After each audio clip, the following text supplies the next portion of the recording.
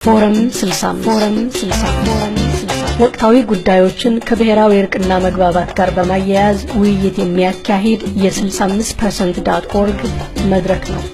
ሰላም አድማጮች፣ ከፎረም 65 ያየ አበበ ነኝ። አነጋጋሪና አወዛጋቢ ከሆኑት የሀገራችን የማንነት ፖለቲካ ጉዳዮች አንዱ የአዲስ አበባ ነዋሪዎቿ ማንነት ጥቅምና ፖለቲካ ነው። በዚህ ጉዳይ ላይ ሐሳቡን እንዲያካፍለን ዶክተር ጸጋዬ አራርሳ በፎረም 65 እንግዳችን ነው። ዶክተር ጸጋዬ ለጊዜ አመሰግናለሁ። ሰላም ያየ፣ እኔም አመሰግናለሁ። በቅድሚያ ዶክተር ጸጋዬ የአዲስ አበባውያንን ማንነት ወይም ማንነቶችን ምንድነው ወይም ምንድናቸው ብለን ነው የምታስበው? እንዴት ነው የምትበይነው? ዲፋይን የምታደርገው እንዴት ነው? አዲስ አበባውያን በአጠቃላይ ዝም ብለን የአዲስ አበባ ነዋሪዎች ብለን ብንጠራቸው ይሻላል። ዴሞግራፊካሊ መናገር ካለብን ያው ቁጥሩ ስታቲስቲክሱ እንደሚያሳየው አብዛኛው ቁጥር አማራ፣ ሁለተኛው ኦሮሞ፣ በሶስተኛ ደረጃ ጉራጌ እና ትግሬ ወዘተ ቢሆንም ዶሚኔት የሚያደርጉት ቢሆኑም እነዚህ የብሔር ቡድኖች ሌሎችም ከኢትዮጵያ ከተለያዩ የሀገሪቱ ክፍል ምናልባትም ከሁሉም ቦታ የተውጣጡ ሰዎች የሚኖሩበት ከተማ ነው። አዲስ አበባውያን ማለት እንግዲህ እነዚህ ሁሉ ናቸው። አዲስ አበባን የሚኖር ሰው በሙሉ አዲስ አበባዊ ነው እና አዲስ አበባዊ ለማለት ግን አዲስ አበባዊ ዜግነት ስለሌለ ያው ለአጠራር ያህል የአዲስ አበባ ልጅ ነኝ የሚለውን ለመጠቀም ካልሆነ በቀር የአዲስ አበባ ነዋሪ በመሆን የተለየ ዜግነት የለም። አዲስ አበባ ከተማ ሲቲ ስቴት አይደለም ወይም ደግሞ ራሱን የቻለ ክልል አይደለም። ከ1991 እስከ 1995 በነበረው ጊዜ ክልል 14 ተብሎ ራሱን የቻለ ከተማ ራሱን የቻለ ክልል ነበር በፌዴሬሽን ውስጥ። ያኔ ፌደራልም አይደለም ሀገሩ፣ ግን ክልሎች ሲዋቀሩ ከ14 ክልሎች እንደ አንዱ ተደርጎ የተዋቀረ ክልል ነበር። በዛ ጊዜ ምናልባት የአዲስ አበባ ዜግነት አዲስ አበባዊ የሚለው ትርጉም ሊኖረው ይችል ይሆናል። አሁን ግን አዲስ አበባ ከተማ የፌዴራል መንግስቱ መቀመጫ ሲሆን ነዋሪዎቹ ከተለያዩ የሀገሪቱ ክፍሎች በተለያየ ዘመን ከ100 ዓመት አካባቢ ገደማ ጀምሮ እስከ ዛሬ ድረስ የመጡ ከተለያዩ አካባቢዎች የመጡ በዛው አካባቢ ደግሞ የነበሩ እና ከጥፋት የመስፋፋት ጦርነቶች ጥፋት የተረፉ ኦሮሞዎች በተለይ ደግሞ የገላንና የአብቹ የካ ኦሮሞዎች የተውጣጣ ማህበረሰብ የሚኖርበት አካባቢ ነው እና አዲስ አበባውያን ነን የሚሉ ሰዎች ዛሬ የቸገራቸው አንዱ ነገር አዲስ አበባ በብሔር መደራጀት አይችልም፣ ክልሎቹ በብሔር የተደራጁ ናቸው እና አዲስ አበባ የሚኖሩት ከሁሉም አካባቢ የመጡ ሰዎች ስለሆኑ ብሔራዊ ማንነት ማለት የብሔር ማንነት አይገልጻቸውም። ስለዚህ መታወቂያዎቻችን ላይ ብሔር የሚል ጥያቄ መጠየቅ የለብንም የሚሉ ሰዎች አሉ። በሌላ በኩል ደግሞ አዲስ አበባ እንዲያውም የኢትዮጵያዊነት ብቸኛ መገለጫ ከብሔር በላይ ማለትም ትራንስ ኤትኒክ ትራንስ ናሽናል የሆነ ኮዝሞፖሊታን ማንነት ያለበት ቦታ ነው የሚሉ የተለያዩ አይነት አስተሳሰቦች ስለ አዲስ አበባ ነዋሪዎች አሉ። አንዳንድ በተለምዶ እንዲያውም አንዳንድ የአዲስ አበባ ልጅ ነን የሚሉ ሰዎች የአራዳ ልጅ ብሔር የለውም ብለው ይናገራሉ። ይሄ ትክክል አይመስለኝም። እኔ አዲስ አበባ ነኝ ብዬ አምናለሁ። ምናልባትም ኦሪጂናሉ አዲስ አበባ ነኝ ብዬ አምናለሁ። እስከ 100 ዓመት ወደኋላ የኔ ቤተሰቦች ያላቸውን ይዞታ ማወቅ፣ ማስታወስ፣ መናገር እችላለሁ። እስከዛሬም ያልሞቱ ሰዎች አሉ። ያደግኩት በመርካቶና በልደታና በተክለ ሃይማኖት መካከል ካብነት ወረድ ብሎ ከፍተኛ 3 ቀበሌ 41 የሚባል አካባቢ ነው። የብዙውን ንባብና ዕውቀት ያወቅኩት በወመዘክር ቤተ መጻሕፍት ነው። ለብሔራዊ ወመዘክር ማለት ነው። ጥቁር አንበሳ ሜዲካል ሆስፒታል አጠገብ ያለው ወመዘክር እንደማንኛውም ሰው ጋሽ ታዴ ጋር እግር ኳስ ተጫዋች ስቴዲየም ካምቦሎጆ የሚባለው ማለት ነው፣ ያ አፈራማው ሜዳ ላይ ማለት ነው። እንደማንኛውም የዛ አካባቢ ነዋሪ ስቴዲየም ቲኬት ሽጠን ብሔራዊ ቲያትር ወረፋ ሽጠን ትግላችን ላይ ፋውንቴን አይተን ትግላችን ሐውልት ያለበት ማለት ነው። ከመርካቶ ወረቀት ገዝተን በሙቅ አጣብቀን ኪስ ወረቀት ሰርተን በቦሌ በሚገኙ ወይም በሌላ ቦታ ብርቱካን ቤቶች የኪስ ወረቀት ሽጠን በየጎዳናው ጮርናቄና አምባሻ እየበላን ያደግን ልጆች ነንና ይሄ ነኝ እኔ። ነገር ግን እኔ ብሔር አለኝ እና ያ ብሔር ደግሞ ኦሮሞ ይባላል። አብዛኛው በከተማው ውስጥ የሚኖር ሰው ብሔር ዘለል ጋብቻ ሊኖረው ይችላል፣ ዝምድና ሊኖረው ይችላል። እኔ ለምሳሌ እንደዛ ነኝ። እናትና አባቴ ከተለያዩ ብሔር የመጡ ናቸው። እኔም ራሴ ከተለያየ ያገባሁት ከሌላ ብሔር የሆነች ሴት ነች ባለቤቴ እና ይሄም የተለመደ ነው። ነገር ግን አዲስ አበባ ብሔር የሌለው አይደለም። ምክንያቱም 3 ትውልድ ወደ ኋላ ቢቆጥር ማንኛውም ዛሬ አዲስ አበባ ያለ ሰው ቤተሰቦቹ ከየት እንደመጡ ያውቃል። ትግሬም ቢሆን ጉራጌም ቢሆን አማራም ቢሆን እና አዲስ አበባ ውስጥ ዛሬ የሚኖረው ነዋሪ አብዛኛው ሰፋሪ ነው፣ መጤ ሰፋሪ ነው። እና ለምን መጤ ትላላችሁ? ማን ነው የመጣው? ማን ነው ነዋሪው? የሚል ጥያቄ የሚያነሱ ሰዎች ከኔ ጋር ክርክር ሲገጥሙ አስተውያለሁ ደጋግሞ።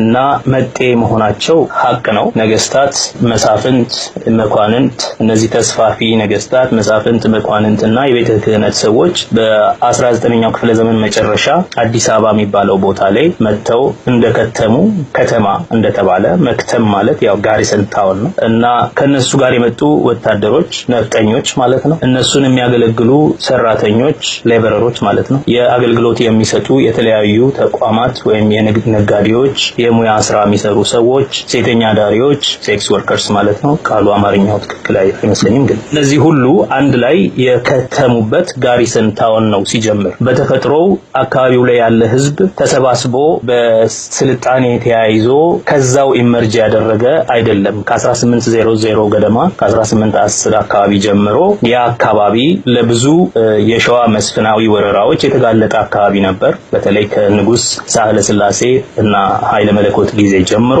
በተለይ ንጉስ ሳህለ ስላሴ ያንን አካባቢ በወረራ ይዘው ኢንፋክት አሁን የሚኒሊክ ቤተ መንግስት የተሰራበትን ቦታ ትንቢት ተናግረውበት ነበር ይላሉ። የልጅ ልጄ እዚህ ጋር ቤተ መንግስት ይሰራል ብለው እና ይሄ ደግሞ የተለያዩ ትራቨለርስ በተለያዩ ጊዜ በጽሁፍ ያስቀመጡት ባለታሪኮች ያስቀመጡት የኢትዮጵያ የምርምር ተቋም አርካይቮች ላይ የተደረደረ ማስረጃ ያለው ሀቅ ነው። ለምሳሌ የፈረንሳይ ጸሐፍት እንደ ሮሼት፣ አንቷን ዳባዲ፣ እንደ አሪኮ፣ እንደ ካፕቴን ሃሪ፣ እንደ ቡላቶቪች ወደ ሱንኳን አብዛኛውን ወደ ከፋና ወደ ደቡብ ኢትዮጵያ የሚኒሊክ ጦር ሲሄድ አብሮ የተጓዘ ትራቨለር ነው። ግን እነዚህ ሁሉ ያን አካባቢ በምን አይነት ወረራና መስፋፋት ከኦሮሞ እንዳጸዱት የሚገልጹ ሰነዶች ናቸው። እንደዚሁም ኢትዮጵያውያን ጸሐፍት በወቅቱ የነበሩ በሚኒሊክ ጊዜ የነበሩም እንደና አለቃ አጽሜ እና አለቃ ታዬ እነዚህም የአካባቢ እንዴት እንደተያዘና እንደተሰፈረበት የሚገልጹ ማስረጃዎችን ይጠቋቁማል። ስለዚህ ከተማው በመሰረቱ ጋሪሰን ታውን ነው። በነጠቃና በመሬት ነጠቃና በገፈፋ በዘር ማጥፋት በደም የተመሰረተ ከተማ ነው እና እኔ የደም ከተማ የኃይል ተግባር የተፈጸመበት የቫዮለንስ ከተማ it is a site of historic and contemporary violence የጭፍጨፋ መሬት ነው ብያምናል እና እንደ አንድ ከራሱ የበቀለ ከተማ ተፈጥሯዊ ከተማ አይደለም። የኢምፓየር ማዕከል ሆኖ የተቋቋመ በጉልበት የተሰፈረበት ከተማ ነው። እነዚህ ሰፋሪዎች ያጠፏቸው ሰዎች ቢኖሩም የአካባቢው የሆኑ ነዋሪዎች ግን አሉ ዛሬም። እነዚህ ሰዎች ደግሞ ያንን የሰፈራ ጊዜ ያንን የወረራ የደም ጊዜ ያስታውሳሉ። የቷሙና አገራው የሚባለው ጊዮርጊስና ፒያሳ አካባቢ የጉራራ ለታ አገር ነው የሚባለው የአሁን ጉራራ ምናምን የሚባልበት ማለት ነው የተሰቀለበት አካባቢ በተለያየ ቦታ ስማቸው አንዳንዶቹ እስካሁን ይታሰባሉ። የነሱ የልጅ ልጆች ደግሞ አሉ። ነገር ግን አዲስ አበባውያን አዲስ አበባይነን ሲሉ ነዋሪውን ኦሮሞውን የሚያካትት ማንነትን አይደለም እየተናገሩ ያሉት። ኢንፋክት አዲስ አበባውያን አዲስ አበባይነን ሲሉ ከኦሮሞ ራሳቸውን ያራቁ ነው። ኦሮሞ አይደለንም፣ ኦሮሚያ አይደለንም እያሉ ነው። ይሄ ትክክል አይመስለኝም። ትክክል ያልሆነ የኢምፓየር ሜንታሊቲ ነው። ሰልፍ አዌርነስም ይጎድለዋል። የቆምንበትን መሬት አለማስተዋል ነው። የት እንዳለን አለማስተዋል ነው። ለምሳሌ በሚሌኒየም ዘመን ጠቅላይ ሚኒስትር መለስ አዲስ አበባ ላይ ቆሞ ከዛሬ 1000 ዓመት በፊት ገናና ነበርን አክሱም፣ ባለፉት 1000 ዓመታት ወደ ጨለማ ዘመን ገባን የሸዋ የሰለሞናዊ ስርወ መንግስት መመለስ የሚባለው ዘመን ማለት ነው። አሁን ደግሞ እዚህ ያለን ወደ ህዳሴ እናመራለን ሲል ነበር። ህዳሴ ማለት ሪበርዝ ማለት ነው፣ ዳግም ልደት። ወደ አክሱማዊ ስልጣኔ ዳግም ልደት እንመለሳለን ሲል ያሳፍራል። አዲስ አበባ ላይ ቆመህ አይደለም እሱን የምትለው። ወደ አክሱማዊ ስልጣኔ መመለስ የምትፈልግ ከሆነ አክሱም መሄድ ነው ያለብህ። አዲስ አበባ ኦሮሚያ ላይ ቆመህ የሌላን ስልጣኔ ልታቆም ልታድስበት ስትሞክር ምን ያህል የት እንዳለህ እንኳን እንደማታስተውል ያስረዳል። እና በጣም ብዙ ሰው በመጣበት አገር የአገሩን ባለቤቶች እንግዳ አድርጎ እሱ እንግዳው ባለቤት ሆኖ ባለቤቶቹን አርቆ ባለቤቶቹን ከህሊናው ገፍቶ እኛ እንደዚህ ነን እንጂ እንደ አካባቢው ነዋሪዎች እንደ ኦሮሞዎች አይደለንም የሚል አመለካከት መያዙ በጣም የሚያሳዝን ነገር ነው። በተለይ ደግሞ እንደኔ እዛው ሀገር ላደገ ሰው እዛው ሀገር ኦሮሞ ሆኖ መሰደብ፣ መናቅ፣ አንዋንትድ ወይም ደግሞ ሪግሬትድ ፕሬዘንስ የማይታይ ሲታይ ደግሞ ይሄ ደግሞ ምን ይሰራል እዚህ የሚባል ማንነት ተሸክሞ እንዳደገ ሰው ለኛ በጣም ብዙ ስድብ እንደማለት ነው። አዲስ አበባ ውስጥ አዲስ አበባን ሲሉ ሰዎች እያሉ ያሉት ኦሮሞ አይደለንም እያሉ ነው። አሁን በቅርብ በፌስቡክ በነበረው ክርክር ፌስቡክ ላይ እንደዚህ ሶሻል ሚዲያ ላይ በዚህ ጉዳይ ይሳተፋለሁኝና አዲስ አበባ የኦሮሞ ነች ሲባል በጣም ብዙ ምሬት የተቀላቀለበት ንግግር ይሰማል። እንዴት ላላችሁ የሚሉና አንድ ጊዜ የዝም ብዬ የሎጂክ ኤክስፐሪመንት ነው ያደረኩት። ኢትዮጵያ የኢትዮጵያውያን ነች። አዎ።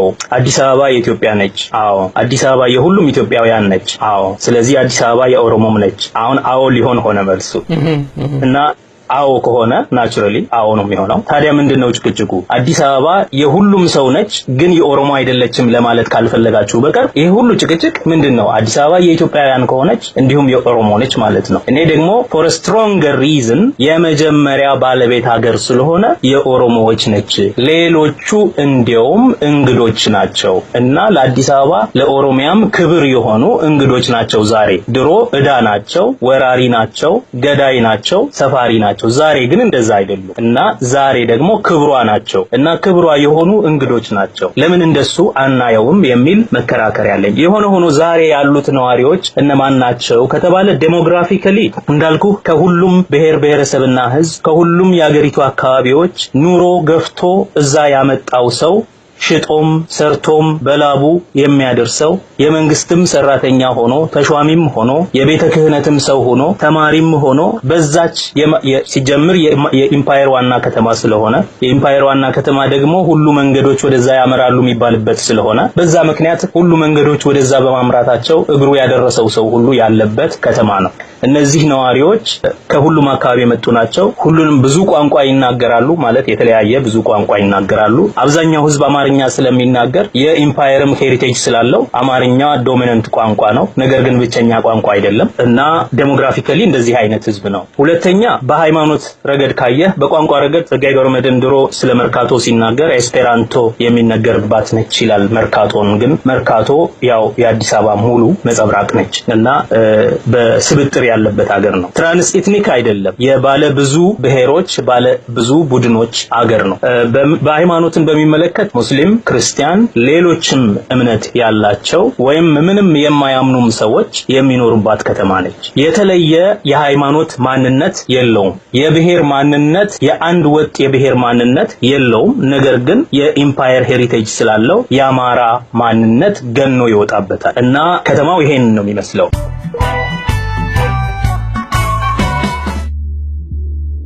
የኢትዮጵያ ሕዝብ 65 በመቶ ባለፉት 25 ዓመታት ተወልዶ ያደገ ነው።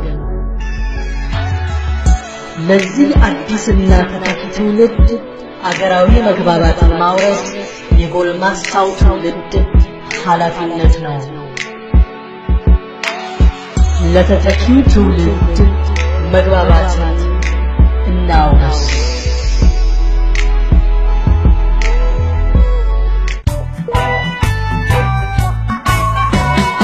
ሁለት ጉዳዮች አሉ አዲስ አበባን በሚመለከት አሁን ያነሳው። አንዱ ጉዳይ የኢምፓየር ውርስ ነው የሚለው ጉዳይ አለ።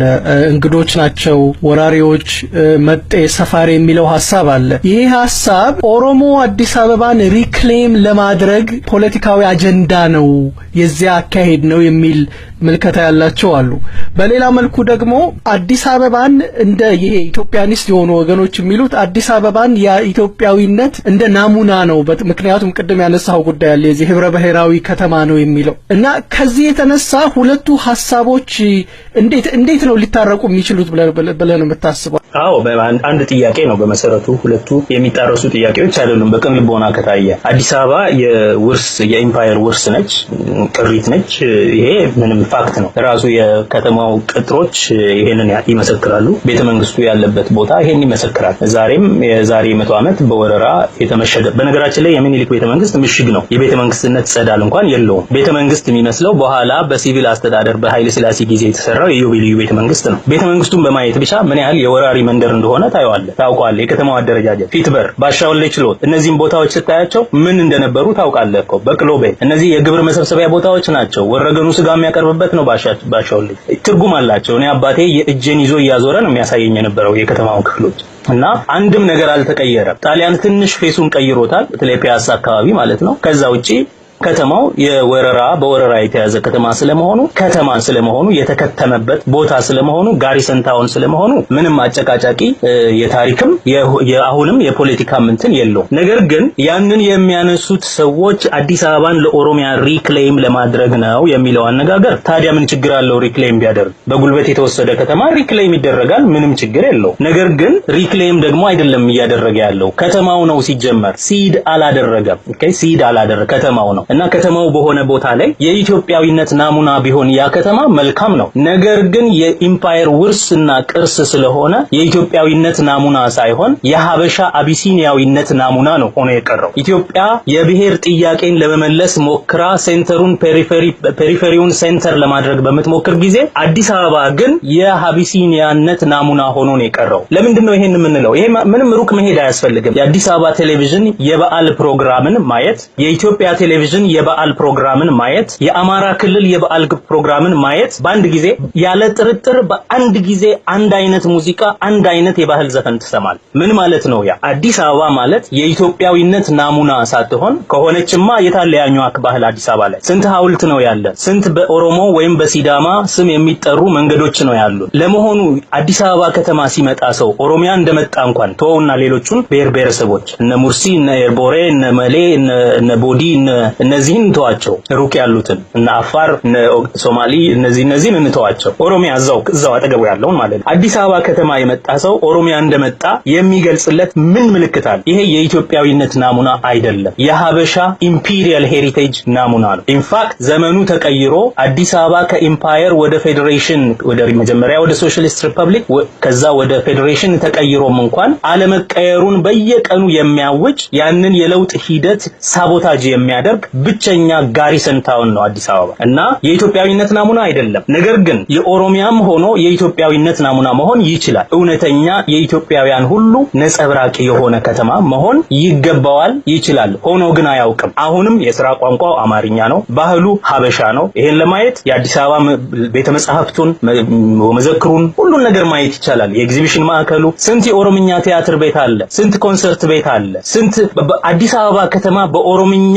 ቤተክርስቲያን ለማምለክ እኮ ጦርነት ተፈጥሯል። የፍርድ ቤት ጭቅጭቅ አስነስቷል። በኦሮምኛ የቸርች ፕሮግራም ለማድረግ በእንግሊዝኛ፣ በፈረንሳይኛ፣ በኮሪያኛ ሁሉ የቤተክርስቲያን አገልግሎት የሚሰጥበት ሀገር ነው እንግዲህ ያ ከተማ። በኦሮምኛ ግን ይተናነቀዋል ያ ሀገር እና ይሄ የኢትዮጵያዊነት ናሙና ሊሆን አይችልም። ይሄ ቢበዛ የአማራ ማለት በአብዛኛው የአማራ በጣም ቢበዛ በአጠቃላይ የአበሻ ናሙና የሆነ ከተማ ነው። የእነንትና ስሞችን፣ የመንገድ ስሞችን፣ ሐውልቶቹን፣ ምልክቶቹን፣ የሲኒማ ቤቶቹን፣ የኤግዚቢሽን ማዕከሎቹን፣ የአርት ጋለሪዎቹን፣ ሚውዚየሞቹን የአዲስ አበባ ሙዚየም የስንት የኢትዮጵያ ብሔር ብሔረሰቦችን ቅርስ ይዘክራል። የአዲስ አበባ ወመዘክር ብሔራዊ ወመዘክር የአዲስ አበባ ቤተ መጻሕፍት ስንት የኢትዮጵያን ብሔር ብሔረሰቦችና ህዝቦች ባህል ይዘክራል። ስንት አርት ጋለሪ ነው የብሔር ብሔረሰቦችን ስነ ጥበብ የሚያሳየው? የለም። ስለዚህ የኢትዮጵያዊነት ናሙና አይደለም። ኢትዮጵያዊነት ራሱ ትርጉሙ የጠፋበት ኢትዮጵያዊነት አማራነት የሆነበት ከተማ አዲስ አበባ ነው እና ይሄ ሁሉም ይነግርህ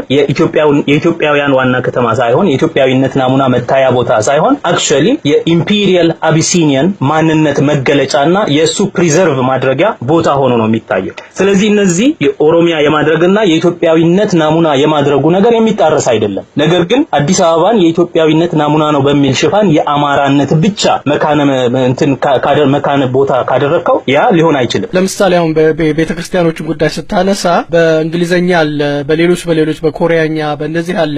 ለምንድነው ኦሮሞ አዘር የሆነው በአዲስ አበባ ውስጥ ሌላ የሆነው በአዲስ አበባ ውስጥ? ሌላ የሆነበት ምክንያት ያው በኦሮሞ ደም ላይ ለዚህ እኮ ነው ሲጀምር የደም መሬት ነው። ኦሮሞን በማጥፋት በጭፍጨፋ የተመሰረተ ሀገር ነው እና ኢምፓየሩ ኦሮሞን በማጥፋት ነው እዛ ቦታ ላይ ራሱን ኢንስቶል ያደረገው እና ኤቭሪ የኦሮሞ ዛሬ መሰማት እዛ አካባቢ የሚያስታውሰው ያንን ያልተሳካ የማጥፋት ዘመቻ እና ከዛ ባሻገር አሁን ደግሞ በስፋት የተሰራጨ ይሄ ምክንያት የሌለው የኦሮሞ ጥላቻና ንቀት አለ እና የኦሮሞ ጥላቻ ንቀትና ፍርሃት አንድ ላይ ይሄ ኦሮሞፎቢያ የምንለው ማለት ነው። እነዚህ አንድ ላይ ተደማምረው ነው እንጂ ለማንኛውም በሎጂካዊ መንገድ የሚያስብ ሰው በኮሪያኛ በእንግሊዝኛ በፈረንሳይኛ የቤተ ክህነት ተግባር የሚያደርግ ከተማ በፈረንሳይኛ ጋለሪዎችን የሚዘክር ከተማ የኦሮምኛ ጋለሪ አለመኖሩ ወይም ሙዚየም እና ኤግዚቢሽን ማዕከል አለመኖሩ ወይም ኮንሰርት ሆል አለመኖሩ ወይም ሲኒማ ቤት አለመኖሩ የሚያሳየው ይሄንኑ ነው ሲጀመር የጠላት አገር በወረራ የሚያዝ የኛ የተደረገ አገር ስለሆነ ሌላ ነገር ሁሉ እዛ ጋር ይፈቀዳል ኦሮምኛ ግን አይፈቀድም ይሄ ነው ችግሩ ይሄ መሰረታዊ የጠላት አገር አድርጎ ማየት የደም መሬት የጭፍጨፋ መሬት መሆኑን የሚያሳይ ነገር ነው ከዛ ባሻገር ደግሞ በጣም ቅን በሆነው ውስጥ አሁን የአዲስ አበባ ከተማ እንደዛ ያስባል ማለት አይደለም ኦሮሞን ለመግፋትና ለመግደል ወይም ለማድማት ይፈልጋል ይያልኩኝ አይደለም በነገራችን ላይ አሁን ያለው ነዋሪ እንደዚህ ያለ ፖለቲከኛ የደም መፋሰስ ፖለቲካ የሚያወራም አይደለም ኢንፋክት ፖለቲካሊ ዲስኢንጌጅድ ከተማ ሆነት ለመናገር to be fair ይሄ ሂስትሪው ነው እንጂ ያ ከተማ እንደዚህ የሚያስብ አይደለም ስለዚህ አሁን ያለው አመለካከት ከየት መጣ ለሚለው አሁን ያለው አመለካከት ከፍርሃት ነው ከይሄ ኢራሽናል የሆነ ምክንያት የሌለው ፍርሃትና ንቀት ወይም ጥላቻ ነው ይሄ ኦሮሞፎቢያ ነው ይሄ የትኛውም ካልቸር ውስጥ ያለ ነው የሀበሻ ሱፕሪማሲስት ባህል የተጠናወተው አካባቢ ስለሆነ የሀበሻ የበላይነት ባህል የተጠናወተው አካባቢ ስለሆነ ነው እና ከማወቅ ሳይሆን ደጋግ የሆኑ ሰዎች ራሱ የሚያደርጉት አስተሳሰብ ነውና አሳዛኝ የሚያደርገው ይሄ ደጋግ የሆኑ ምንም ፖለቲካሊ ሞቲቬትድ ያልሆኑ ቅን ሰዎች እንደዚህ ያለ አስተሳሰብ መያዛቸው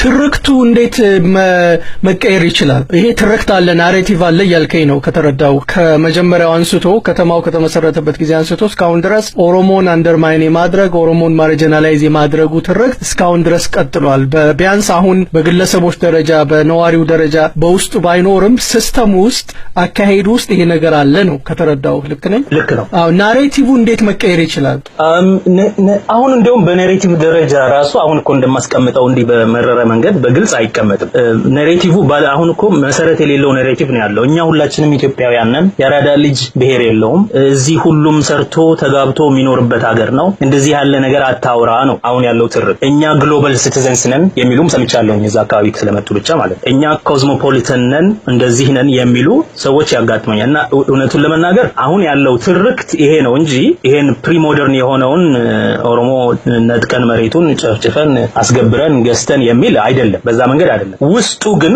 ኮሩ ይሄ ጂኒያሎጂው ግን ይሄ ነው ወደ ኋላ ስትገፋው ይሄ ዘመናዊ ነን የግሎባል ሲቲዘን ነን ከብሔር በፊት ሰባዊነትን እናስቀድማለን የሚለው ይሄ መሰረት የሌለው ብዙም ጀስቲፋይ የማይደረግ ንግግር ነው ያለው ንግግር ግን የሱ ንግግር ወላጁ ወይም ቀዳሚው ጂኒያሎጂካሊ ይሄ ቫዮለንት የሆነው ሂስትሪ ነው አምኔዚያይክ ነው ይሄ ያውን ያልኩ ኮዝሞፖሊታን ነን የሚለው ትርክት ትንሽ ኋላውን የረሳ ነው ቅድም እንዳልኩት የቆመበትን መሬት የረሳ ነው ይሄ የቆመበት መሬት እንዴት እንደተመሰረተ ቤተመንግስቱን እንኳን አይቶ መረዳት ይችል ነበር ግን የቤተመንግስቱን ፎርትረስነት ምሽግነት አይቶ መረዳት ይችል ነበር ግን አያይም መርሳቱ ጉዳት ፈጥሯል በጣም ፈጥሯል እንጂ እየተግባባን እኮ አይደለም እኔ አዲስ አበባ ከተማ ውስጥ ሳድግ በየትምህርት ቤቱ እንዴ አባትሽ ግን ሸውደውሻል ጸግሽ አንቺን የመሰለ ልጅ እንዴ አይነት ስም እንዴት ረጋሳ ይባላል እነዚህ ሰዎች ክፉ ሰዎች አይደሉም ገብተዋል ቅን ሰዎች ናቸው ጥሩ ወዳጆች ናቸው የሚዋሱት ባህላዊ የደረጀ ሴዲመንትድ የሆነ ትርክት ነው አፌክት የሚያደርጋቸውና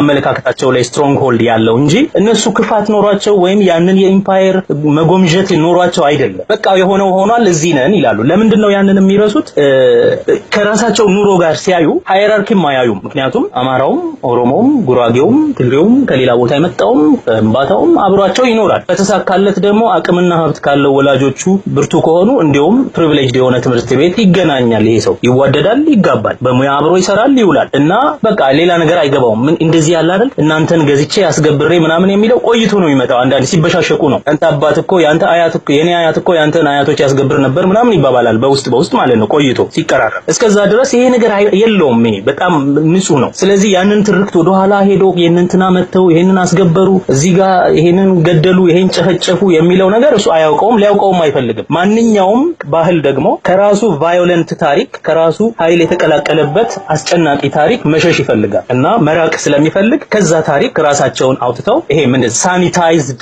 ኤንድ ዲኦዶራይዝድ ማንነት ከቫዮለንሱ ከደሙ ነፃ የሆነ ማንነት ለራሳቸው አራዳንን ሲሉኮ እንደዛ ያያሉ ነው ተብቷል። ከዚህ ሁሉ ውስጥ የለንም ይሄ በባህል በእንትን የተተበተበ በዘር ቆጠራ የተተበተበ ማንነት ውስጥ የለንም ሲሉ ሳኒታይዝድ ዲኦዶራይዝድ የሆነ ሌላ አይነት ዘመናዊ ብዙ ጊዜ የሚሉት ዘመናዊ ነው ሌላውን ሰው ባላገር ስለሚል ዘመናዊ ማንነት አለን ነው። ነገር ግን አያታቸውን ሲጠሩ እነሱ ያው ገጠር ነው የሚገቡት። የገበሬ ልጅ ያልሆነ የለም የአዲስ አበባ ገበሬ ግን ይንቃል። እኔ ልነግርሃለሁ እኔ አዲስ አበባ ስናድግ በክረምት የሚመጡ ኦሮሞ ዘመዶቼ አሉ ከሱሉልታ ከሰበታ እንደዚህ ይጨፍራሉ የባህል ጭፈራቸውን ማለት ነው። ከቡሄ አካባቢ ጀምሮ የቡሄ ሰሞን የሚመጡ እየጨፈሩ ይመጣሉ። ትራቸውን ይዘው እየጨፈሩ ያልፋሉና ገንዘብ የሚሰጣቸው ይሰጣቸዋል ካይስ ባይሰጣቸውም እየጨፈሩ ያልፋሉና አንዱ የምንጫወተው ጨዋታ ርችትን ገዛና ቦት ጫማ አድርገው ነው የሚመጡት ብዙ ጊዜ እና ቦት ጫማቸው ውስጥ ርችቱን እንለቀዋል። ትንሽ ሄድ ሲሉ ይጮሃል ይፈነዳል። ከዛ እኛ በቃ ለኛ እሱ ጨዋታችን ነው። አህያ እየነዱ ለሚመጡ የጭነት እንትን ይዘው ማለት ነው ገበያ ሲን ሊነግዱ የሚመጡ ሰብል ይዘው የሚመጡ ማለት ነው። እነዚህ ሰዎች በዛ ሲያልፉ የኛ በጣም የመደሰቻ መጫወቻችን ርችት ቦት ጫማቸው ውስጥ እንጨምርና ያ ርችት ሲፈነዳ አህያው ጥሏቸው ይጠፋል። ሰውየው ደንግጦ አህያው በሲባንንበት እሱን ሲከተል እኛ የህፃን ሳቃችን እና በቃ ደስታችን ነው። ይሄ ነው አዲስ አበባ ለኦሮሞ። ያኔም እንኳን ትንሽ ሆኜ ግን ይገርመኝ ነበር። ጋሎ መጣ እንደዚህ እናደርግ ምናምን ሲባል ማለት ነው። የፊት በር ነው ሩቅ ቦታ አይደለም ነገር ከቤተ መንግስቱ ፊት ለፊት ያለ ቦታ ላይ ነው ይሄን የምናደርግ እና ይሄ ከተማ እንዴት አድርጎ ነው የሚያየው ራሱን በትርክት ራሱን ነፃ ለማድረግ ከደሙ ራሱን ለማራቅ ከነበረው ታሪካዊ ቫዮለንስ የኃይል ተግባር ራሱን ለማሸሽ የሚሞክር ትርክት ለራሱ ያደራጀ ትውልድ ነው። ለዛ ነው አምኔዚያይክ የሚሆነው። መርጦ ይነግርሃል ሲነግር አሁን ስለ ወረገኑ ዛሬ ዲኦዶራይዝድ ሆኖ ወረገኑ የሚባል ምግብ ቤት ይዘጋጃል። ወረገኑ ለኦሮሞ ግን የሚደሰትበት ነገር አይደለም። ስጋ አቅራቢ ነበሩ ለቤተ መንግስት የኩሽና ሰዎች ናቸው። ከነሱ የተዋለደ ሰው እንኳን በደንብ አይናገርም። መሳፍንቱ ከነሱ ከተዋለዱ ሚስጥር ነው የኛው ጉድ የቤት ጉድ ነው ተብሎ ነው የሚያዝ። እንዲህ ያሉ ነገሮች አሉና ተሸፍኖ ቆይቶ ይወጣል በሆነ ዲኦዶራይዝድ ሆኖ። ወረገኑ አሁን ትልቅ ስጋ ቤት ነው ቦሌ መንገድ ላይ ሁሉ ሰፈር ስጋና ምግብ አለ። በጣም በፋንሲ ህንጻ ላይ ኩኩ ሰብስቤ ትጫወታለች ማታ ማታ። እንደዚህ አይነት ቦታ ነው በ2011 ነው ማስታወስና እንደዚህ አይነት ሪክ የሚወጡ አንዳንድ አሉ ሳኒታይዝድ ሆነው ከዛው ባህል ውስጥ የሚወጡ ነገር ግን ከተማው የቫዮለንስ ከተማ ነው። ያንን በደንብ ማወቅ አለባቸው። ይሄን ትርክት እንዴት እንለውጣለን? እንግዲህ አንደኛ የትምህርት ሁኔታችን ነው። ትምህርቱ በደንብ አዲስ አበባ ከተማ መንግስቱ ራሱ ከተማውን ያውቃል ወይ? ከተማውን እንዴት ነው የሚቀርጹት? ለምሳሌ ከንቲባዎቹ በዝርዝር አሉ። ከንቲባ ግን የጀመረ የሚመስለው ከከንቲባ ገብሩ ጀምሮ የነበረ ከተማ ሳይሆን አሁን ልክ ማነው ይሄ አርከበ የመጣለት የጀመረ ነው የሚመስለው ከንቲባ ሎርድ ማየር አርከበ ተብሎ የተነገረው ሎርድ ማየር አርከበ ተብሎ የመጀመሪያ ዜና ላይ ወጣው ያውም ያልተመረጠ በጉልበት በጠቅላይ ሚኒስትሩ የተሰየመ ከንቲባ ይመጣለታል። ፎርቹን መጽሔት ሎርድ ማየር አርከበ takes the city's key ተብሎ የተለጠፈው ማለት ነው ሄድላይን የሆነው። እስከዛ ድረስ የነበሩት ከንቲባዎች ከንቲባ አይደሉም ምን ለማለት ነው? ያውም ዲሞክራሲያዊ ሆነ። በዲሞክራሲያዊ መንገድ በህዝብ የተመረጠ ከንቲባ ተባሮ ምክር ቤቱ ተዘግቶ በጠቅላይ ሚኒስትሩ ሲንግል ሃንድሊ የተሾመ ከንቲባ ለመጀመሪያ ጊዜ እንደ ከንቲባ የታወቀበት ከተማ ነው። የ100 ዓመት ከንቲቦች አሉ እና እነዚህን ብዙ ነገር አለ የማይታወቅ ከተማው ስለራሱ አይደንቲቲ ራሱ በበቂ ደረጃ አይነገርም፣ በዝርዝር አይነገርም። እነዚህ ነገሮች ካወቀ ሰው እነዛን ድልድዮቹን እነዚህ የሚጠራቸውን ስትሪቶች ምን እንደሆኑ በደንብ ከተረዳ ከታሪኩ ጋር በደንብ ግሪፕስ ከመጣ በደንብ አድርጎ ለምን ይሄ ከተማ አሁን ያለውን አጨቃጫቂ የፖለቲካ መልክ እንዳለው መረዳት ይቻላል። እና ይሄን ትርክት ለመለወጥ አይ ቲንክ የሲቪክ ኤጁኬሽን ስርዓቱ የዛ ሀገር ማለት ነው የፐብሊክ ኢንተሌክቹዋልስ የሚሰሩት ስራ የባህል ሰዎች የሚዲያ ሰዎች እናንተ ይሄንን ቀዳሚ እርምጃ ተወስዳላችሁ ማለት ነው ትርክቱን ለመቀየር። ይሄም አለ ማለት ለምሳሌ የቁም ላይ ቤተ መጻሕፍት ነው ብዬ ማስበው ስለ አዲስ አበባ ከተማ እዛው 5 ኪሎ ቅድስተ ማርያም ፊት ለፊት ተወልዶ ያደገ ዘርማንዘሮቹ እዛው የነበሩ ኤዲዮ ቦሩ የሚባል ምሁር አለ። አሜሪካን ሀገር ካሊፎርኒያ ነው የሚኖረው። አሁን በተለያዩ ሚዲያዎች ስለ አዲስ አበባ ከተማ ታሪክ ሲናገር ነበር። ይሄ ሰው እዛው አድጎ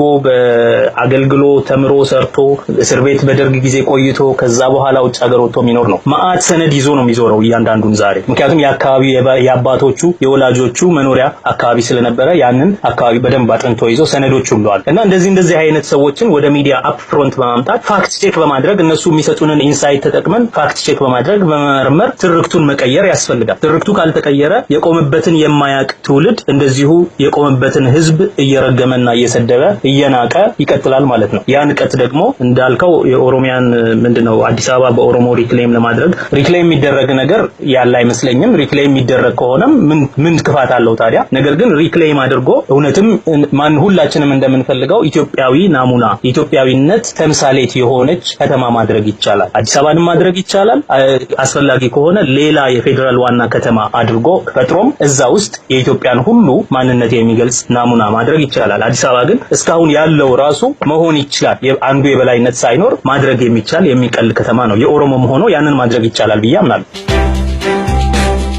በአጠቃላይ የአዲስ አበባውያን ኢንተረስት ምንድነው ወይንም የአዲስ አበባ ነዋሪዎች ጥቅም ምንድነው ብለህ ነው የምትረዳው? እንግዲህ የአዲስ አበባ ከተማ አብዛኛው ህዝብ በድህነት ነው የሚኖረው። 65% በላይ ፕሮባብሊ ከፖቨርቲ ላይን በታች ነው የሚኖረው። ሀብታሞች አሉበት፣ ነገር ግን አብዛኛው ህዝብ ድሃ ነውና ድሃ ደግሞ የሚፈልገው ማህበራዊ ፍትህ ነው። ማህበራዊ ፍትህ ሲባል አንደኛ ቮይስ ሊኖረው ይገባል፣ ውክልና ሊኖረው ይገባል፣ ድምጽ ሊኖረው ይገባል። ማለትም በቮት መልክም በመመረጥና በመወሰን እንደዚሁም ደግሞ በመናገርና ራስን በመግለጽ በሁለቱም መልክ ውክልና እና የመሰማት መብት ሊኖረው ይገባል። ይሄ ካልሆነ ድህነት ከሚፈጥረው የኢኮኖሚ የተስፋ ቢስነት ኢኮኖሚክ ዲስፔር ያ ህዝብ ነፃ መውጣት አይችልም። ሁለተኛው የማህበራዊ ፍትህ ቅንጣት፣ ሁለተኛው የኢኮኖሚያዊ ፍትህ ነው። ፍትሃዊ የሆነ የሀብት ክፍፍል በህዝቦች መካከል ሊደረግ ይገባል። ሀብታምና ደሃ መካከል ያለው ርቀት ዛሬ በሚሄድበት ሁኔታ መቀጠል አይችልም። በጣም ብዙ ሰዎች መሬት የለሽ፣ ቤት የለሽ፣ ስራ የለሽ ሆነው ይኖራሉ። በ2010 የተጠና ጥናት አዲስ አበባ ከተማ አብዛኛው ሰው በቡና ቁርስ ላይ በሚቀምሰው ኩርማን እንጀራ ይውላል። ብዙ ቤተሰቦች አባወራዎች የዘበኝነት ስራ እንደዚሁም የተለያየ የጉልበት ስራ ያገኛል። እናቶች ልብስ በብዙ መከራ የሚኖሩበት ከተማ። ከፍ ካሉ ለአቅመ ሔዋን ከደረሱ አማራጭ ስለሚያጡ የኢኮኖሚ ተስፋ ቢስነቱ በጣም ብዙ ርቅ ወደ ሴተኛ ዳሪነት በመግባት ለቤተሰቡ ህልውና ጥቅም ለማምጣት የሚሯሯጡበት ከተማ ነው። ስለዚህ ማህበራዊ ፍትህ ስንል አንዱ በከተማው ውስጥ ማድረግ ያለብን የኢኮኖሚ ተስፋን መመለስ ማለትም ያለውን ኢኮኖሚክ ዲስፔር ማስቆም ነው። ይሄ ማለት የሀብት ክፍፍሉ በጣም በጥንቃቄ መያዝ አለበት። ምን ማለት ነው? የአዲስ አበባ ከተማ አንዱ ጥቅም ተደርጎ መታየት ያለበት የዛ ከተማ ዜጎች ሊኖራቸው የሚገባው መንግስት ዝም ብሎ መንግስት ሳይሆን ማህበራዊ መንግስት ነው መሆን ያለበት። ማለትም ብዙ ታክስ ብዙ ግብር በሀብታም ላይ ጥሎ ድሃ ከሞትና ከረሃብ መታደግ የሚችል መንግስት ሊኖረው ይገባል ማለት ሶሻል ስቴት ሊኖረው የሚገባ እና ምን ማለት ነው? ይሄ በማህበራዊ ጥቅም አንፃር ያ ከተማ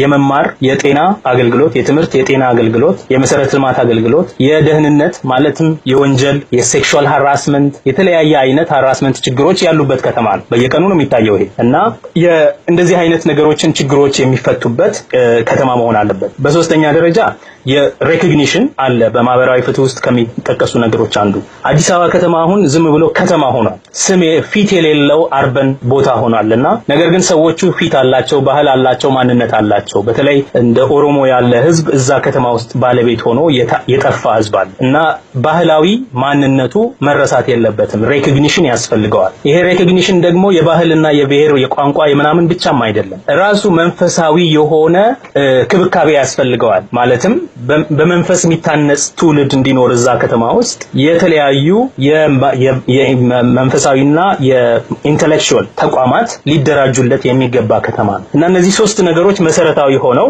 የከተማው ሰው ዋና የሚጠይቀው ጥያቄ ይሄም ደግሞ ተደጋግሞ የሚነገር ነው። መንግስት ያው ቴክኒካል በሆነ መንገድ የመልካም አስተዳደር ምናምን ችግር ይለዋል። መሰረታዊው ጥያቄ የኢኮኖሚክ ፍትሃዊ የሆነ የሀብት ክፍፍል እና ኢኮኖሚያዊ ተስፋ ሊኖረው ይገባል። የቮይስ ሊኖረው ይገባል ማለት ውክልና ሊኖረው ይገባል። ለምሳሌ አዲስ አበባ ውስጥ እያደር የጠፋው ነገር የፖለቲካ ተስፋ ነው። የፖለቲካ ተስፋ ቢስነት ደግሞ የመጣው ያ ህዝብ በራሱ ድምጽ የራሱን ዴስቲኒ መለወጥ እንደሚችል ምንም የሚታየው ነገር የለም። በ2005 ሙሉ በሙሉ መርጦ የራሱን በ97 ማለት ነው በምርጫ 97 የራሱን ምክር ቤት ለማቋቋም ተስፋ ሲያደርግ ያ ሳይሆን ቀረ። በ2008 በተደረገ የማሟያ ምርጫ ሙሉ በሙሉ ኢህአዴግ አሸነፈ። ቀጥሎ በተደረገው ምርጫ ኦልሞስት ሙሉ በሙሉ ኢህአዴግ አሸነፈ። አሁን በ2015ም ሙሉ በሙሉ ኢህአዴግ አሸነፈ። ይሄ ማለት ምን ማለት ነው? ሁኔታውን ለመለወጥ የዛ ከተማ ወጣት የዛ ከተማ ህዝብ ምንም የፖለቲካ ተስፋ የለውም ማለት ነው። ስለዚህ የፖለቲካና የኢኮኖሚ ተስፋን ለመመለስ መጀመሪያ ቮይስ ያስፈልገዋል፣ ህዝቡ ውክልና ያስፈልገዋል፣ ሪፕሬዘንቴሽን ያስፈልገዋል። ስለዚህ መሰረታዊ ነጻነት የነጻነት የመናገር የመሰብሰብ የመደራጀት ራስን የመግለጽ የመጻፍ የማሳተም እነዚህ መሰረታዊ የሆኑ መብቶች ሊከበሩለት ይገባል። የታፈነ ከተማ ነው። ልማት ይለማል ይባላል፣ ግን ታፍኖ ነው የሚለማው። የሆኑ ባለሀብቶች በመንግስት ስር ተደግፈው መንግስት የፈቀደላቸውን አይነት ሀብት ያቆማሉ። እነዛ ሰዎች ብዙ ድሆች ላይ መከራ ቢያደርሱም የድሆቹን መከራ ማንም ሰው አይሰማም። ለደረሰው መከራም ማንም ኃላፊነት አይወስድም። ስለዚህ ያ መስተካከል አለበት። ይሄን ለማስተካከል ደግሞ ህዝቡ መሰረታዊ የፖለቲካ ድምጽ ያስፈልገዋል። ስለዚህ የፖለቲካ መብቱ ሊከበር ይገባል። ስለዚህ የኢትዮጵያ በአጠቃላይ የዲሞክራሲ ጥያቄ ጋር የሚያያዝ ጥያቄ አላቸው ማለት ነው። ሁለተኛ የኢኮኖሚ ጥያቄ አላቸው። ከዛ የማህበራዊ ከኢኮኖሚ ሁኔታ የሚመነጭ የማህበራዊ አገልግሎቶች ጥያቄ አላቸው። እነዚህ ናቸው። የተለየ ነገር አይደለም የሚጠይቁት።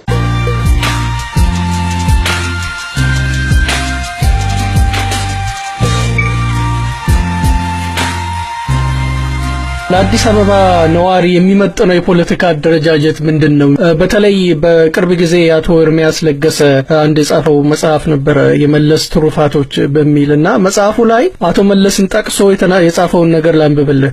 ወደድንም ጠላንም ይላል የብሔር ፖለቲካ አዲስ አበባ ላይ አፈር ልሶ የማይነሳበት ደረጃ ላይ ደርሷል ይላል። ይሄ ከምርጫ 97 በኋላ ባደረጉት ስብሰባ ላይ አቶ መለስ በነበሩበት ስብሰባ ላይ ሲናገሩ የሰማውን ነው አቶ ኤርሚያስ የጻፈው። አዲስ አበባ ውስጥ ምን አይነት የፖለቲካ አደረጃጀት ነው ሊሳካለት የሚችለው ብለህ ታስባለህ? ከተማው በመሰረቱ አቢሲኒያን ነው። ስለዚህ ማለት ዶሚኔት የሚያደርገው ያ ነው እንዳልኩ፣ ካልቸሩም፣ ቋንቋውም፣ ዲሞግራፊውም አማራ ትግሬ ነው። ቢበዛ ጉራጌን ነው የሚጨምረው። ሁለተኛ የሆነው ዲሞግራፊካሊ ኦሮሞ በዛ ከተማ የጠላት አይነት ኢሜጅ ስለሆነ ያለው በኖርማል ዲሞክራሲ ያ ከተማ ውስጥ ድምጽም ሊኖረው የሚችል አይመስለኝም። ከብሔር ነፃ አይደለም ያ ከተማ እንዳልኩ፣ ከብሔር ነፃ በሆነ መንገድና ትርክት ይንቀሳቀሳል።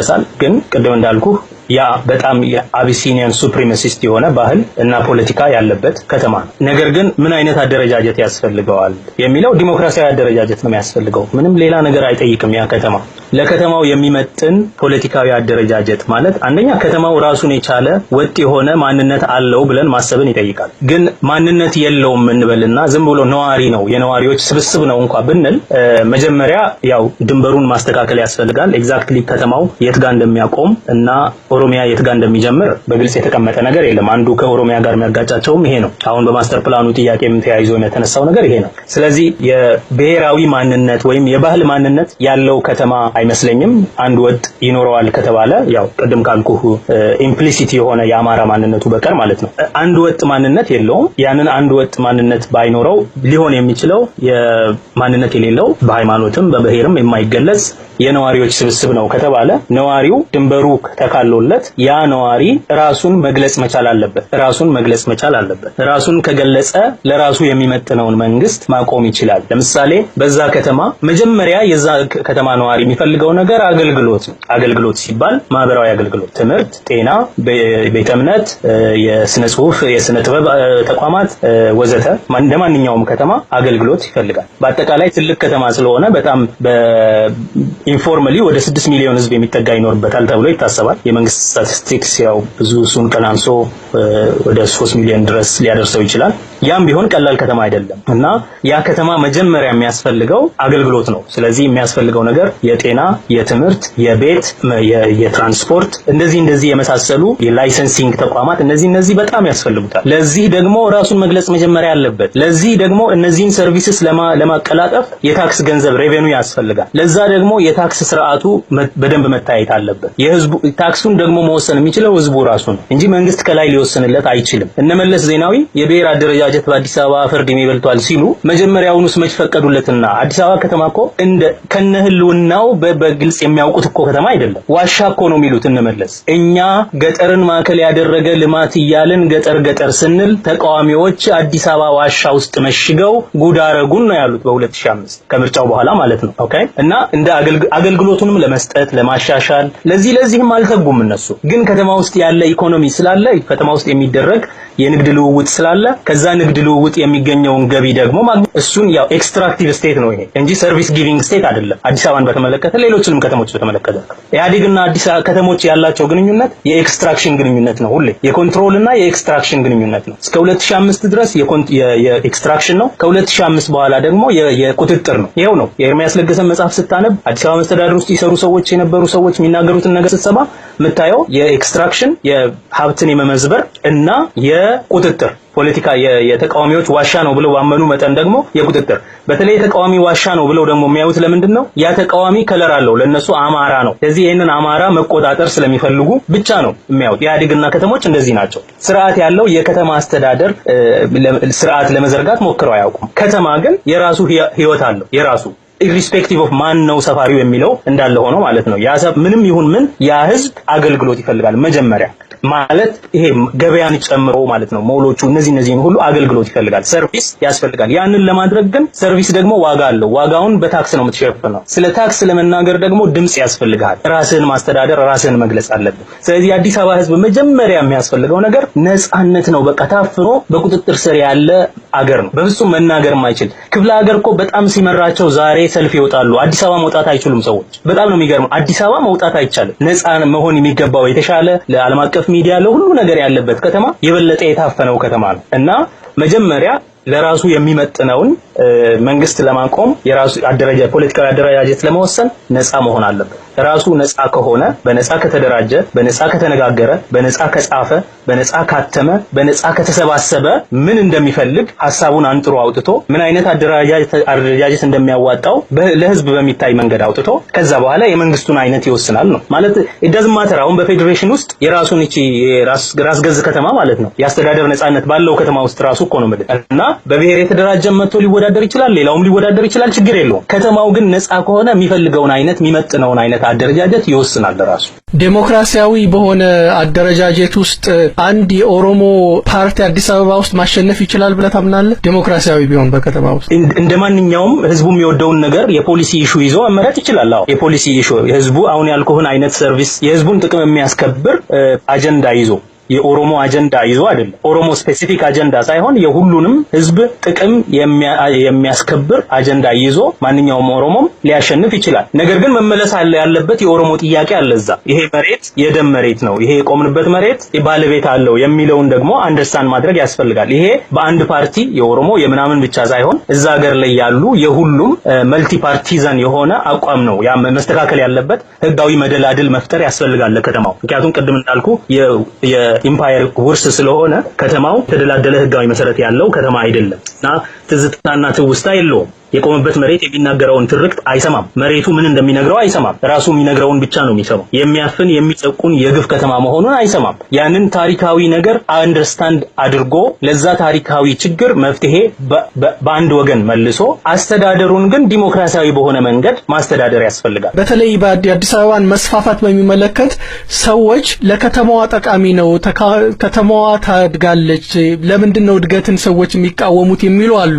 ይህ ነገር የሚመነጨው የከተማዋን ታሪክ ካለማወቅ የተነሳ ነው አዎ የከተማዋን ታሪክ ካለማወቅ ወይም ለመስማት ካለመፈለግ ነው ታሪኩን ምክንያቱም ፕሪቪሌጅ የሚያደርግላቸው ማን ነው ይሄንን የሚለው ነው የከተማው እድገት ጠቃሚ ነው የሚለው ማን ነው ዛሬ ለምሳሌ ትግሬዎቹ ናቸው የሚሉ ምክንያቱም ለነሱ ጥቅም ስላለው ማለት ነው እድገቱ የሚገነባው መንገድ የማን ኮንስትራክሽን ነው የሚሰራው የሚገነባው ህንጻ ማን ነው የሚጫረተውና የሚሰራው መሬት የሚለቀው ግን ማን ነው መሬቱ አሁን ከተማው ሲሰፋ መሬቱ የሚነጠቀው ከኦሮሞ ነው መሬቱን የሚነጥቀውና የሚሰራው ኦሮሞ ያልሆነ ሌላ ሰው ነው ስለዚህ እድገቱ የሚጠቅመው ሌላውን ከሆነ እድገቱ ፖለቲካል ኢኮኖሚ አለው እና በማን ወጪ በማን ትከሻ በማን ሳክሪፋይስ በማን ባህላዊ ማንነት መስዋዕትነት ነው ያ እድገት የሚመጣው ነው እድገት ማለት የህንጻ መገንባት የመንገድ መገንባት ከሆነ ማለት ነው እንግዲህ ያ እድገት እኔን የሚያስፈናቅል መሬት የለሽ ስራ የለሽ ቤት የለሽ ባህልና ቋንቋ የለሽ መድረሻ ቢስ የሚያደርገኝ ከሆነ ምን አይነት እድገት ነው ይሄ አይደለም እድገት እና እድገቱ ቢያንስ እኮ ዲሞክራሲ ቢኖርና ፍትሃዊ የሆነ የሀብት ክፍፍል የሚደረግበት ሁኔታ ሀብታሞቹ ታክስ ተደርገው ድሆቹ በሚገባ መሰረታዊ ህልውናቸው የሚጠበቅበት ቤት የማያጡበት ጤና የማያጡበት ትምህርት የማያጡበት ስራ የማያጡበት አገር እኮ ቢሆን ስራ ይፈጥራል ምናምን ብለህ እኮ ልትወደው ትችላለህ ሌላውን ይሄ የብሔርና የባህል የታሪኩን ነገር ትተህ ሁሉ ማለት ነው አይ ምንም አይልም እኔም እንግዲህ ያለፈልኝ ነው ብሎም እኮ ይተዋል ሰው ከፍጹም ኢኮኖሚያዊ ተስፋ ቢስነት ማለት ቤት የለውም መሬት የለውም ስራ የለውም መድረሻ የለውም ከዚህ ባሻገር ደግሞ ብሔራዊ አይነት አለው የሚስፋፋው መስፋፋት ትግርኛና አማርኛ የሚናገር ኤሊት ነው የሚያስፋፋው። የሚፈናቀለው ዲስፕሮፖርሽኔት በርደን ሸክም ግን የሚሸከመው ደግሞ ኦሮምኛ የሚናገር ህዝብ ነው እና ይሄ ደግሞ አውቶማቲካሊ የሚያስታውሰው ታሪካዊ የኃይል ተግባር አለ፣ ታሪካዊ ቫዮለንስ አለ፣ ጂኒያሎጂ አለ። መሬት ነጠቃ እኮ የዛሬ 100 ዓመትም እንደዚሁ ነበር የተደረገው። ያኔም ለእድገትና ለስልጣኔ ነው የሚኒሊክ ሰዎች እኮ የሚናገሩት እድገትና ስልጣኔ ነው። የኃይለ ሥላሴ ሰዎች እድገትና ስልጣኔ ነው የሚናገሩት። እነዛን ሰዎች ሲነቅሉ፣ ሲያጠፉ፣ ሲገድሉ፣ ሲያቀኑ፣ ሲያጠምቁ እነሱም ስለ እድገትና ስለ ስልጣኔ ያወሩ ነው እና በማን ወጪ በማን ጫንቃ ላይ ነው እድገትና ስልጣኔ የምትገነባው ለማን ጥቅም የሚለው ጥያቄ ነው የሚመጣው እና የኦሮሚያ መስፋፋት እድገቱን ይዞ ቢስፋፋ ለኦሮሚያ እያተረፈ ቢስፋፋ መልካም እና ደግሞ ለምንድነው እሱ በኦሮሚያ መድገት የማይኖረው? ለምንድነው በኦሮሚያ ክልል ውስጥ የማይሆነው ያ እድገት? አዲስ አበባ ከተማ ለምንድነው ለኦሮሚያ ተጠሪነት የማይኖራት? በዲሞክራሲያዊ መንገድ ማለት ነው። በዛ መንገድ እኮ ታሪካዊውን ጥያቄ መመለስም ይቻላል። የባለቤትነት ጥያቄ መመለስ ይቻላል። ቀላል ነበር እኮ ይሄ ሁሉ ነገር። ግን በኦሮሚያ ሲሆን እድገት ሳይሆን ሪግሬስ ነው። በፌደራል መንግስት በትግሬም ቢሆን ማለት ነው ሲሆን ግን እድገት ነው። ይሄ ነው ግራ የሚገባው አነጋገር።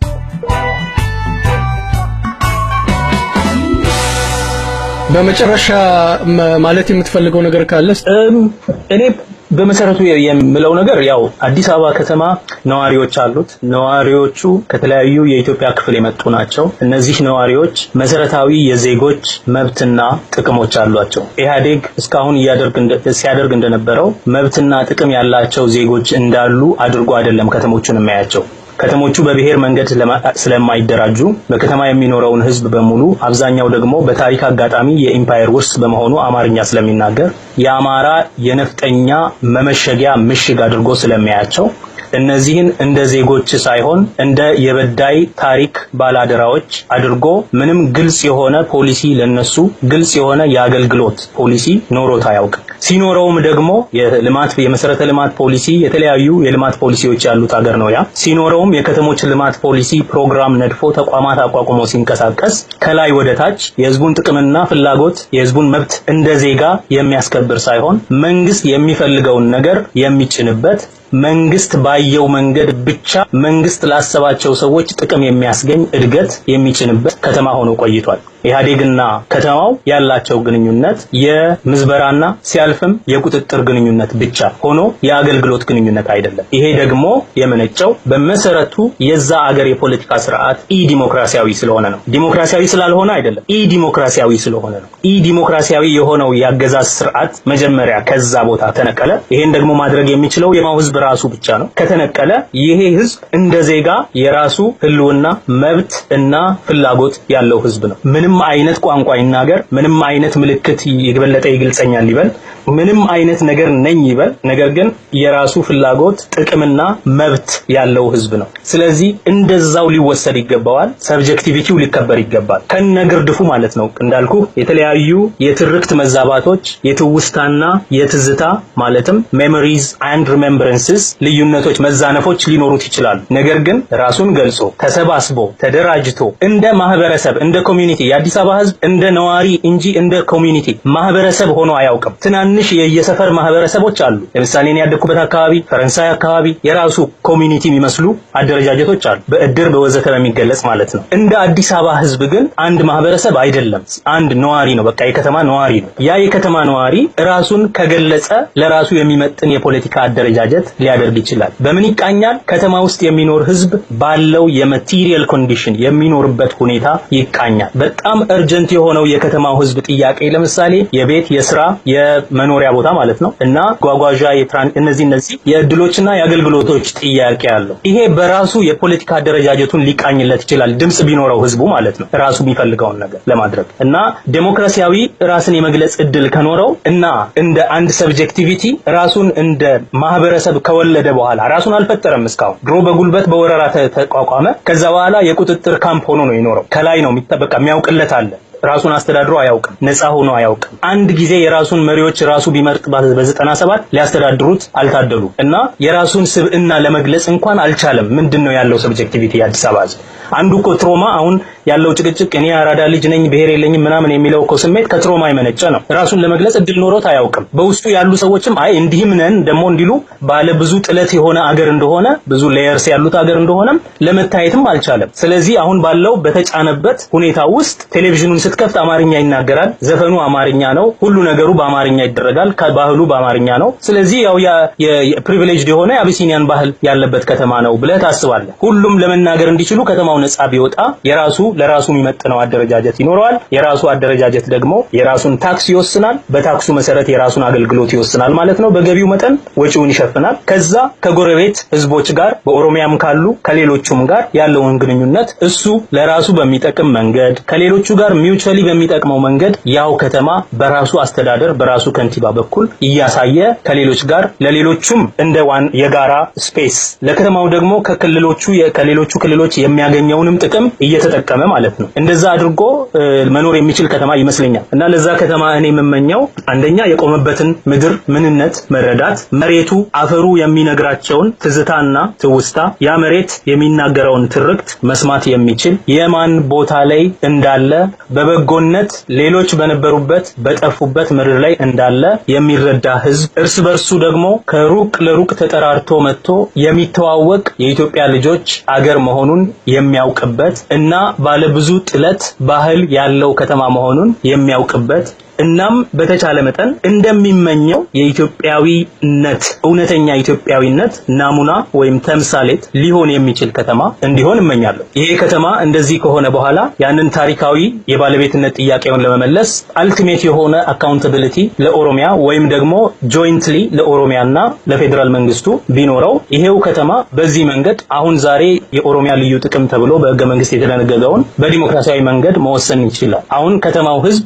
የለም አንገቱን ደፍቶ ተቀብሮ የፌደራል መንግስቱ ነው ሁሉንም ነገር የሚወስንለት። ለጎረቤቱ የሚሰጠውን ልዩ ጥቅምም የሚነሳውንም ልዩ ጥቅም የሚወስንለት ኢህአዴግ ነው። ይሄ ከተማ ለሚደርሰው በኦሮሚያ ላይ ለደረሰው ጉዳት ኃላፊነት ለመውሰድ ይቸግረዋል። ስብዕና ራሱ የለውምና ለራሱም የሚያገኘውን ጥቅም ቀረብኝ ብሎ መሞገት የማይችልበት ሁኔታ ውስጥ ነው ያለው እና ነፃ የሆነ ራሱን የሚገልጽ የከተሜዎች ከተማ እንዲሆን እመኛለሁ። ኦሮሚያም በዛ ውስጥ ታሪካዊውንም የዛሬውንም ጥቅሟን የምታስከብርበት ከተማ ትሆናለች ብዬ አስባለሁ። አንዱ ግን መታሰብ ያለበት ያ ከተማ የፖለቲካ ዋና ከተማ ለመሆን ይቸግራል። የንግድ ከተማ ሆኖ ቢቀጥል የንግድ ማዕከል የሀገሪቱ ሆኖ ቢቀጥል መልካም ነው ብዬ አምናለሁ። በቀጣይነት ኢትዮጵያ ራሷ ግን የምንስማማበት ዋና ከተማ የመንግስት መቀመጫ እንደው መንግስቱም በስምምነት የተፈጠረ መሆኑን አገሩም በስምምነት የተፈጠረ ስቴት መሆኑንም ለማሳየት ጭምር እንደዛ አይነት ውይይትንም ለመጀመር አገሩንና የመንግስት ስርዓቱንም አገረ መንግስቱን ትራንስፎርም ለማድረግም እንዲመች ሌላ ከተማ የሚያደራጁበት መንገድ ቢፈጠር ያም ባይሆን ቢያንስ የተለያዩ የፌደራል መንግስቱ ዋና ተቋማት የሚሰራጩበት በተለያዩ ከተሞች ውስጥ ተለያይተው ተበታትነው የሚኖሩበት ሁኔታ ቢኖር አንድም ከዚህ የኢምፓየር ውርስ መሆኑን ከሚያስታውሰን ነገር አንድ ስቴፕ መራመድ እንችላለን። ሁለተኛ ይሄን ውይይት በመጀመር አገረ መንግስቱን የተዋቀመበትን ቫዮለንስ ለመሸሽ እና ደግሞ አገሩን ትራንስፎርም ለማድረግ የሚጠቅም ውይይት እንጀምርበታለን ብዬ አስባለሁ እና በዛ አቅጣጫ መታሰብ ቢጀመር መልካም ነው ብዬ አስባለሁ። አስተያየት ወይም ጥያቄ ያለዎት ይደውሉልን። ከዩናይትድ ስቴትስ እና ካናዳ በስልክ ቁጥር 929 ፎረም 65 ያገኙናል። 929-367-8665 በስካይፕ በቫይበር በዋትስአፕ ላይ እንገኛለን። 1-929-367-8665 በፌስቡክ ይውደዱን፣ በትዊተር ይከተሉን፣ በዩቲዩብ ይመልከቱን። ፎረም 65 ለተተኪው ትውልድ መግባባትን እናውረስ።